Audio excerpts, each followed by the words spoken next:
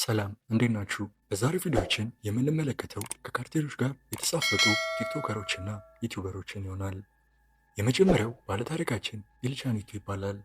ኤልቻኒቶ በኩሊያካን ተወልዶ ያደገ ሲሆን በዛውም ሀገር ላይ በቲክቶክ በመስራት ፌመስ መሆን ችሏል። ከዚህ በፊት በሰራሁላችሁ ቪዲዮ ላይ ስለ ፓይሬት ኦፍ ኩሊያካን ነግራችሁ ነበር እና ይህ ልጅ ዘ ፓይሬት ኦፍ ኩሊያካን ከሞተ ከ17 ቀናት በኋላ አንድ የ31 ሰከንድ ቪዲዮ ያጋራል። I don't give a crap about El Mencho, then proceeds to call him stupid and threatens to drive to his city to find him.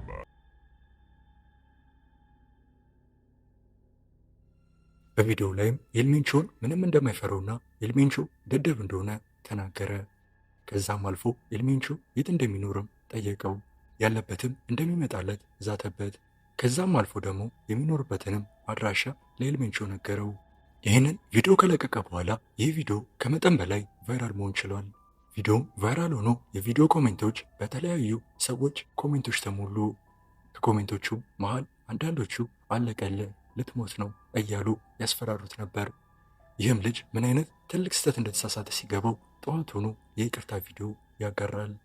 እናም ይህንን የይቅርታ ቪዲዮ ካጋራ በኋላ ከሶሻል ሚዲያው ከናካቴ ይጠፋል።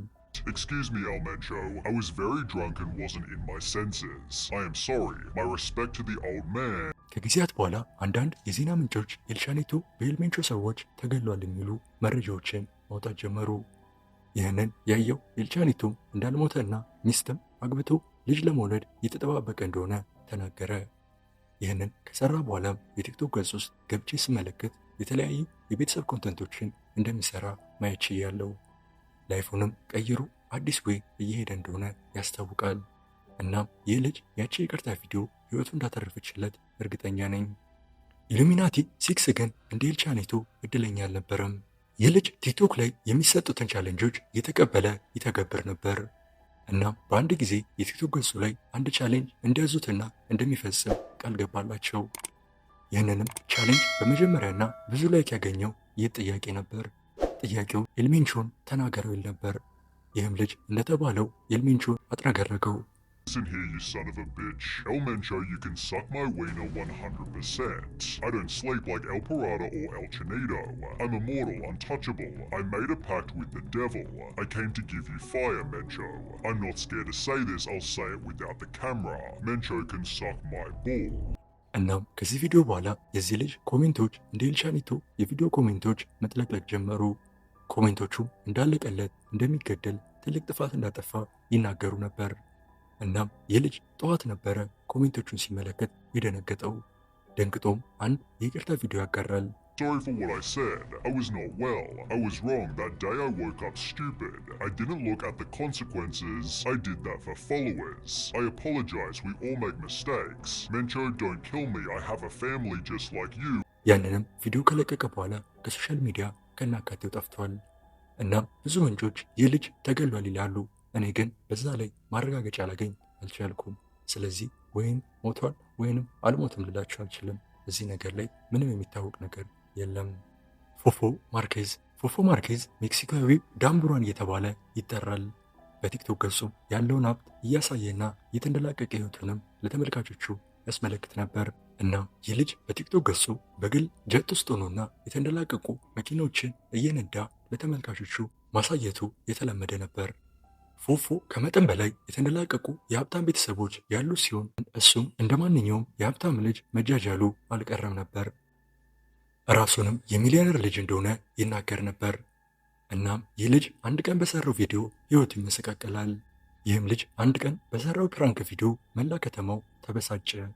ይህ ልጅ አንድ ቀን 3 ቅንጡ መኪኖቹን ይዞ በመሄድ አንድ ድልድይን ይዘጋል። እናም ከዘጋ በኋላ ከኪሱ ስልኩን በመውጣት እዛው ድልድይ ላይ ራሱን መቅረጽ ጀመረ። ስላለውም ነገር መናገር ጀመረ። We've closed it for ourselves. This is what I want to demonstrate. What money and power can do. We've been here for several minutes. Let's do some TikTok dances. Look. This right here is power. I am the king of Mexico. ፎፎም ይህን ቪዲዮ የቀረጸው ሰዎች ይወዱልኛል ብሎ ነበር። ነገር ግን ያ አልተፈጠረም ነበር። ይህ ፎፎ ሰዎች ይወዱልኛል ብለው የቀረጸው ቪዲዮ 24 ሰዓት ባልሞላ ጊዜ ውስጥ ከ10 ሚሊዮን በላይ እይታ ማግኘት ቻለ። ግን የተመለከቱ ሰዎች ሁሉ በጥላቻ መልኩ ነበረ ይህን ቪዲዮ የተመለከቱት። የፎፎን ኮሜንቶች በሙሉ በስድቦችና አንተ ባለጌ በሚሉ ኮሜንቶች ተጥለቀለቀ። እናም የዚህ የፎፎ ኬዝ በዛው ቲክቶክ ላይ ብቻ በስድብ አልቆመም ነበር። የዛች ከተማ ከንቲባ የነበረው ፓብሎ ሌሞስ ይህንን ልጅ እንደሚከሰው ተናገረ። ይህንን ያየው ራሱ ፎፎ የይቅርታ ቪዲዮ አጋራ። My comments about money and power were perhaps stupid, and I'll happily pay whatever fine I'm given. ይህንን የፎፎን የይቅርታ ቪዲዮ ያየውም ፓብሎ ሌሞስ ይቅርታን በመቀበል አንድ ቻሌንጅ እንዲያደርግ አዘዘው። ቻሌንጁም ወጥቶ ያንን የዘጋውን ድልድይ በራሱ እጅ እንዲጠርግና እንዲያጸዳ ነበር። ይህንን የሰማው ፎፎ በደስታ ቻሌንጁን ተቀበለ። እናም በዚህ ሰዓት ነበረ ሲጄኤንጂ ወደዚህ ጉዳይ ውስጥ ጣልቃ የገባው። ጣልቃን በመግባት የራሳቸውን ስቴትመንት አጋሩ። As many know or are just learning about, the influencer or scum named Rodolfo Marquez, who dared to close traffic, is an act we do not tolerate. We're the ones in charge of Jalisco and all of Mexico. And to you, Fofo, we tell you to be careful, because we will not let you come thinking you can do whatever you want. Here in Jalisco, Mr. Mencho is in charge. If we see you again, we'll kidnap you, and not even the money you have will help you. Sincerely, CJNG. ከ6 ቀናት በኋላ ዩቲዩበር የሆነው ዶሚኒክ ጉሬሮ ከፎፎ ጋር ይገናኛል። በሰዓቱ ፎፎ በ30 ጋርዶች የተጠበቀ የቤተሰቡ መኖሪያ ቤት ውስጥ ተደብቆ ነበር። እናም ከዚህ ልጅ ጋር ባደረገው ኢንተርቪው ላይ ሀብታም ሰዎች የአእምሮ ምጡቅ ናቸው በማለቱ ይበልጡኑ እንዲጠላ አደረገው።